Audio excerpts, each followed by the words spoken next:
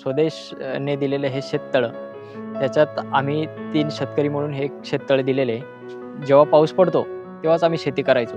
मग आता ह्या तलावामुळं आम्हाला अशी सोय झालेली आहे, की जेव्हा पाऊस उघडेल, आमच्या पावसाळी शेतीचं ते काम संपलेल, तेव्हा आम्ही स्थलांतर करायचो. बाहेरगावी कामाला जायचो. जसं की नाशिक, इतर सोलापूर, पंढरपूर तिकडे खूप लांब-लांब जायचो.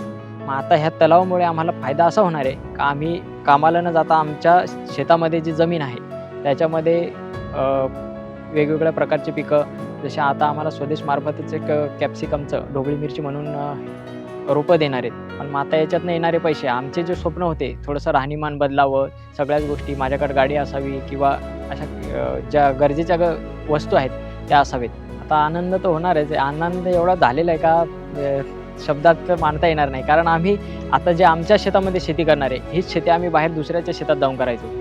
तर ते आता आम्ही स्वतःच्या शेतात करणार आहे आणि दुसऱ्याला जे आम्ही उत्पन्न म्हणजे मिळवून देणार, कष्ट घ्यायचो, ते आता आम्ही आमचं स्वतःचं करणार आहे आणि ते जे पैसे येणार आहेत, ते आम्हाला स्वतःला येणार आहेत.